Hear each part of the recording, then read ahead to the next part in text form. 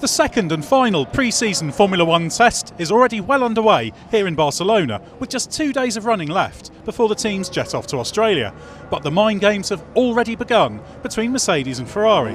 Scott Mitchell, what have you seen and heard from Ferrari and Mercedes to suggest things are hotting up? Well, it all started last week when we finished the first week of testing, and Mercedes, they did this amazing, really insightful look into how they judge their rivals. But then right at the very end of it, a cheeky little dig at Ferrari, just saying, you know, we can ask questions at the end of this based on what we know, like why are Ferrari running with their power unit basically detuned compared to the customer teams. That was what they were suggesting. We roll into the second test, and that's been put to Ferrari, and Mattia Binotto, very emphatic. They seem to know all of our data, but that's not true. So there's already been a bit of needle there. Then on the other side, obviously last week, big talking point from the first week of testing was the Mercedes dual axis steering system, so the DAS. And last week we asked Mattia Binotto from Ferrari about it, and asked if it was something that Ferrari had ever considered or tried, and Binotto said no. One word answer, very clear.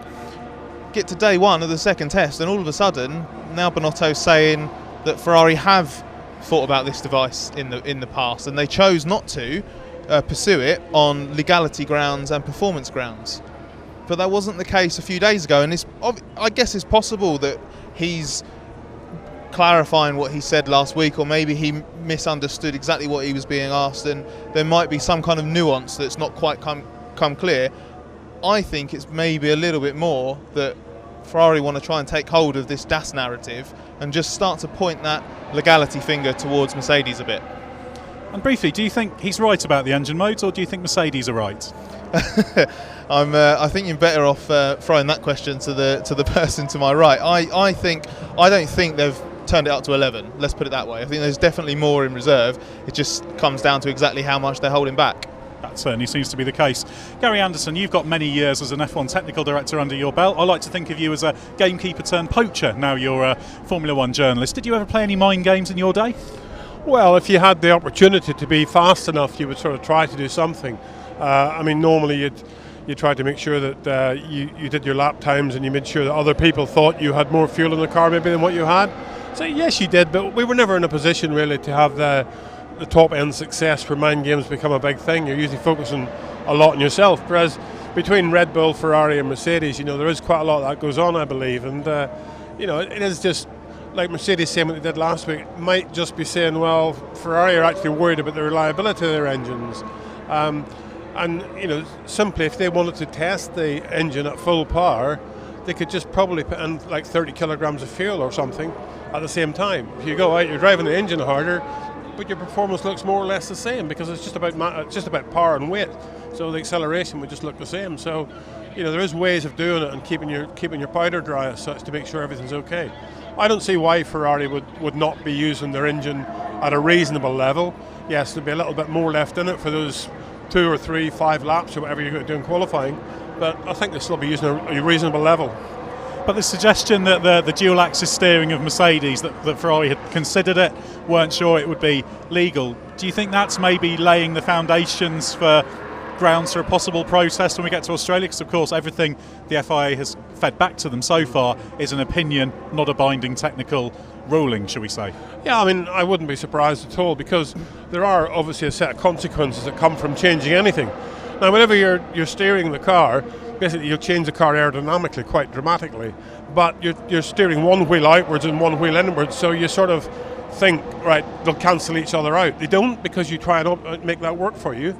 But going down the straight, and whenever you're bringing both wheels to toe in instead of toe out, there will be an aerodynamic change. We've all looked at the mechanical change on the tyres and the heating up of the inside shoulder and all that stuff.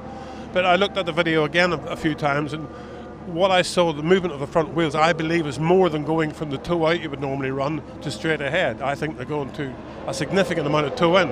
Now that in itself will actually help heat the whole front tyre up when you go out for a qualifying lap, but not heat it up via the inside shoulder.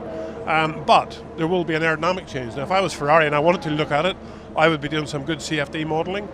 The wheels are basically towing out, the wheels basically towing in, and then I would be coming to the FIA with the change and saying, aerodynamically, this is a significant change on the car's aerodynamic performance, and you have banned things in the past like the mass damper that Renault had because of the aerodynamic change on it. So they have an argument, and I'm not sure it's all over yet.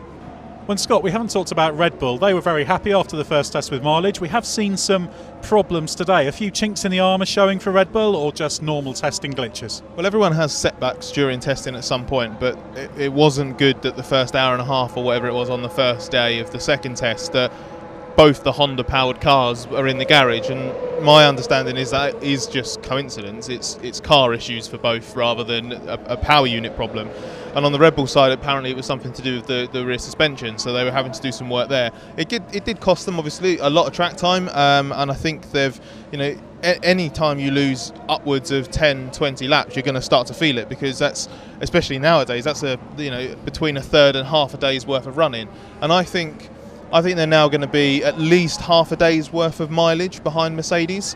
They're still going to be a fair way in front of Ferrari. They did have a really good first test, comfortably their best ever sort of average in terms of daily kilometre counts, lap counts, however you want to measure it. So it was a really good first test for them, which means that the hit that they take here in week 2 with any problem, I guess, it's a little bit reduced. But to me, it just shows just how impressive Mercedes is. The fact that the next best team is going to have half a day's testing less than them, it just goes to show just how well prepared they are, and exactly why they're the benchmark yet again going into another season.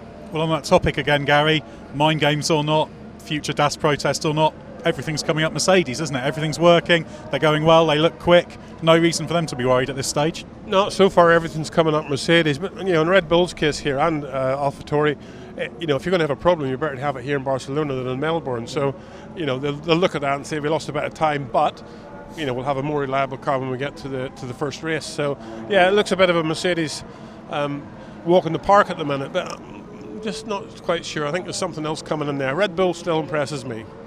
Well, the plot thickens here at Barcelona, and there's going to be more intrigue to come over the next 2 days. Do head to therace.com and don't forget the hyphen for more on testing from Barcelona. And also, if you enjoyed this video, please do subscribe, like, and if you've got something to say, put something in the comments down below.